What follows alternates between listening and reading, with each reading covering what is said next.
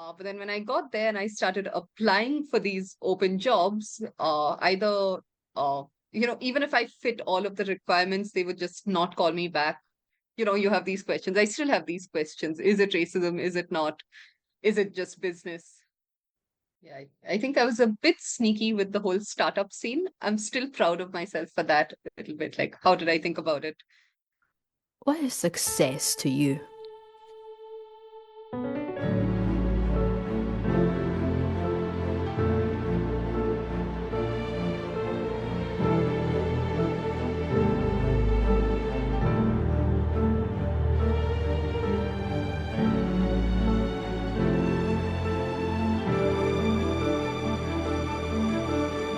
My name is Francesca Pisano, and you are listening to Ordinary Super People, Redefining Success. Hello and welcome. We are here today with my good friend Damayanti. Hello, Hi, Dance. How are you? I'm good. How are you? I'm good. I'm so excited. Me too. Right. So tell us something about yourself. So I've grown up in India in a town called Pune, which is near Mumbai. Everyone would have heard about Mumbai. Uh, yeah, it's the second or third IT hub of the country after Bangalore, which everybody knows. So my dad worked in the industry. That's why he moved here. My parents are from different states. I grew up here. It was a nice place to grow up. But I think I really wanted to move abroad because just grow up watching Hollywood movies. That's what you think life is going to be, right? So that's what I always pictured for myself. So then when I was 23, I went to Ireland for my MBA. And then stuff happened at home. So I came back and came back in a year. Then when I was 28, 29, I went to Canada. So I wanted to move there. So I left everything, sold my car. Yeah, so I really thought I was moving for good. Uh, so I kind of closed up everything here, moved to Canada, thought it would be a nice, pretty life. Met you on day one when my bags got Indeed. lost. Indeed, that's how we met. Yeah. So I think day one kind of showed what Canada would be like. My bags were missing. And you offered me your scarf that I could wear as clothes. Yeah, I'm laughing, but it's actually, it wasn't actually that funny for you back then. Uh, I got Like, it back the next day. So in retrospect, it's funny. yeah, But yeah, so then I was there for a year. Then I came back and now I've been here. I've been here. I work in the software industry. I'm a product manager and that fills up, I think, most of my time. So that's my life now. Go to work, come back, work some more, eat and sleep. but tell me more about your Canadian experience. You thought that you were gonna stay there for good, but what made you change your mind? Many factors. So the first thing was, when they advertise it to us in India, they make it seem like, yeah, they want a lot of skilled workers, come here, work for us. We have a lot of open jobs. But then when I got there and I started applying for these open jobs, even if I fit all of the requirements, they would just not call me back. A couple of people who called me back said they wanted people with Canadian experience. How do you get Canadian experience without working in Canada? So that was a bit uh, unexpected. I didn't think that would happen there. And how did that And make you feel? a little shortchanged because Canada is portrayed as this non-racist place. And then you go there and everybody's just, no, we won't talk to you because you're not from here. So do you think that's strictly to do with racism, or there may have been other factors? I don't know really, because a lot of Indians I know have faced this. A lot of Chinese people, all my roommates. It was specifically the South Asians and the East Asians who were facing this in the group. I know though that you didn't feel defeated. Something else came to your mind. Had a bit of a sneaky idea. So it started out a little sneaky. So it's like, if people won't let me work, I will work for myself.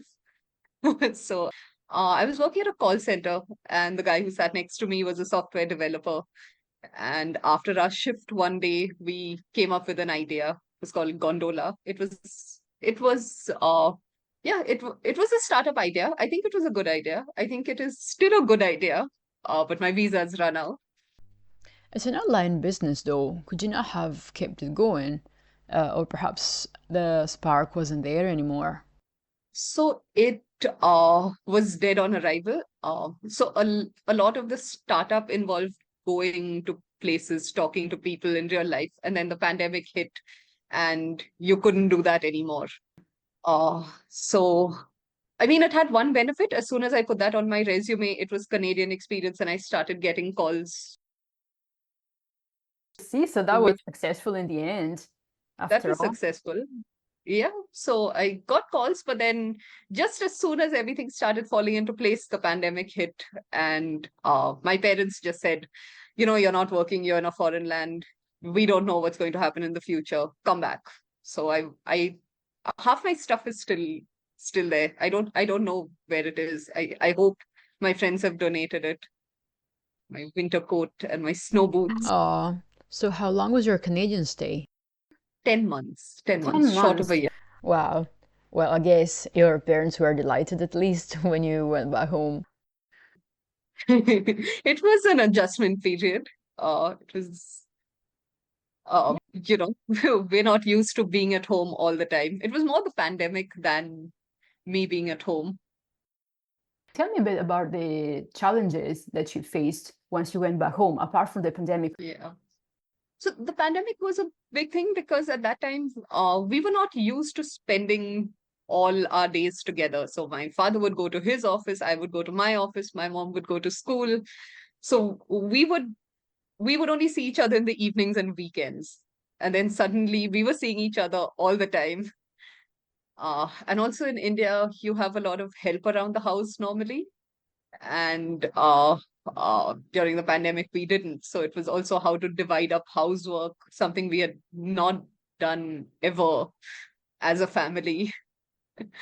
So, and then, yeah, I think a big part of the adjustment was accepting that this is my life now. I live here.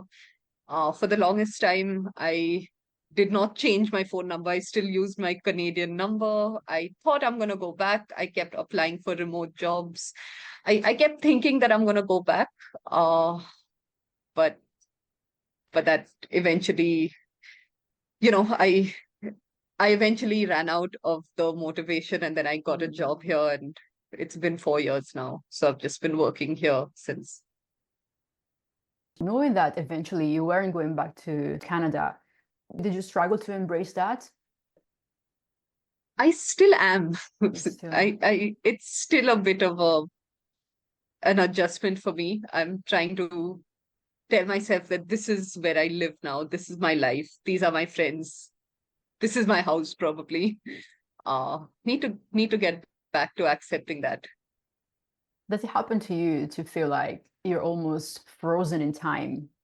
Like back then, 4 years ago, before the pandemic started, and you're like, okay, I'm here now. Should be a straight line. It's not. I'm almost still here at this stage, but no, I'm actually further that way. I think that's exactly what I'm feeling. You've like hit the nail on the head. That, where am I? I was here, now I'm here. So I think I'm making peace with it. I'm learning to enjoy my life here now. Trying not to get back to that trajectory, making my own trajectory here now. Let's see. But it's still hard sometimes. I keep feeling like maybe I'll just apply and go back now with the knowledge that I have of the Canadian system, of the job hunt situation. Maybe I'll do better. But then I get tired. I also get tired of thinking of all that. What things do you do to keep happy?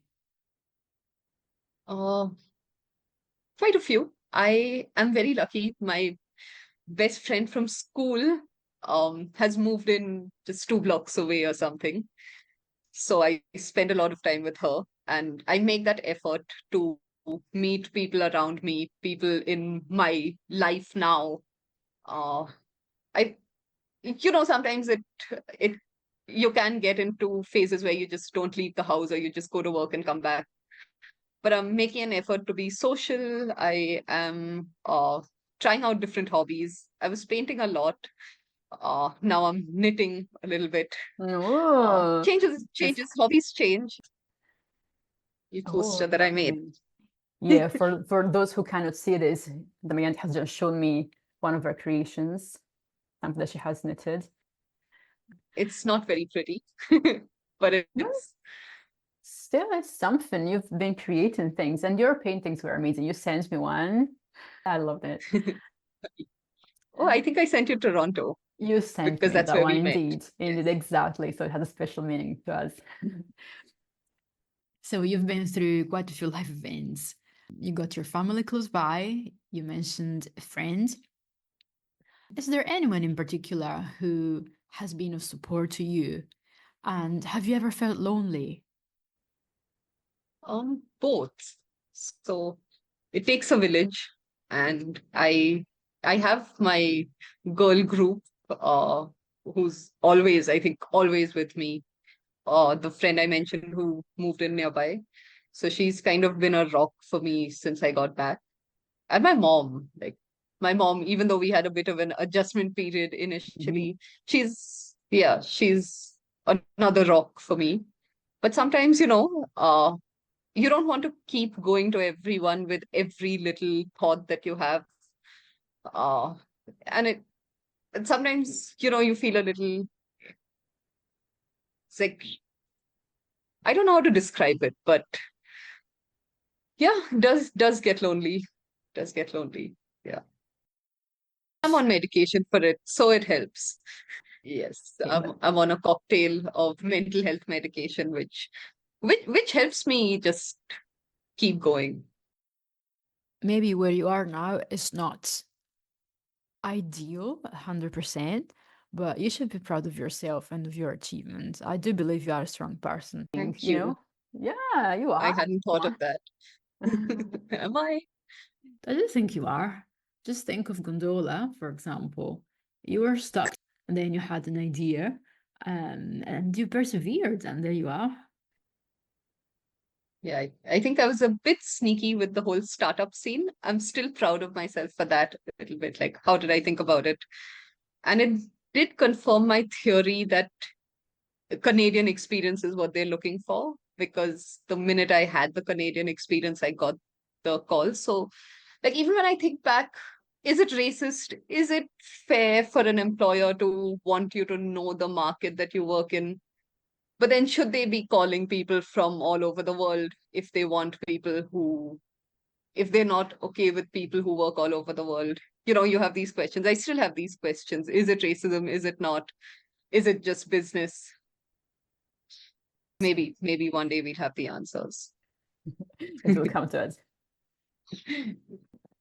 Just now reflecting on your experiences, what do you think success is? What is happiness to you? So this has actually changed over time. Uh, so until age 29, success would be living in the first world, living in a first world country, uh, you know, having enough money to be, comfortable, to be able to look after my family back in India. I think that's still the same. So success would be not having to worry about the little things. If I want to take time off for myself, I should be able to do that without, my God, am I going to be able to pay for my next meal? Or, it's, I think it's freedom. Freedom is kind of what I would define as success now. What's your biggest passions? My biggest passions. I think I change hobbies a lot. So I want to be able to change hobbies a lot. So that's my biggest passion, to be able to do whatever That's I want, great. whenever I want. I love that. You I love that. know, you want to open an art gallery, yeah, go ahead and do it. If that's what I want to do. What if I want to become a scuba diver or something? I probably can't because I'm not good at these things. But what if I want to do that? You Mhm. know, I want to be able to feel like I can if I want to. Yeah. That's what I'm passionate about. Feeling free. Yeah. Yeah. Yes, that you now have a career in the STEM industry. I actually like my job very much. It keeps me on my toes. It makes me think. I I feel like I'm suited to the role. I've had challenges understanding technology and little bit even once I've learned it, it takes a little time being taken seriously, especially when I was younger. I was younger and I didn't have a educational background in tech. It was, I had to speak twice to be heard once, but it's got better with time.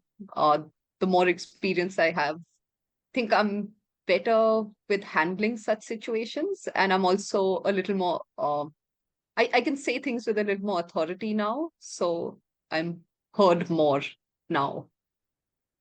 What is your biggest achievement to date? Mm. Or something you're very proud of? Wow. I can't think of anything. Huh. Huh. Even though it was a failure, I think Gondola that we spoke about. Uh, so Gondola, the company that I started up, even though it failed, I still take it as my biggest achievement so far. Hopefully, it's given me experience to actually succeed the next time or the time after that. What advice would you give to your younger self? Listen to more Taylor Swift. But she wasn't around back then, was she? She was. She She was. was? She's almost exactly my age. She was there. I joined the bandwagon a little late. It would have been more fun had I started earlier. But no. On a serious note, what would I tell myself? I think read the fine print. I do a lot of impulsive things without reading the fine print. So even Canada, do a little more research before you go there. Don't just go there on a whim. Yeah. Right. Just a bit of a bonus thing. Would you want to ask me a question? I want to ask you a lot of questions. Just one. Okay. So you spent time in Canada as well, right? That's where we met. We had a lot of fun while you were there. What is your favorite thing about your trip there?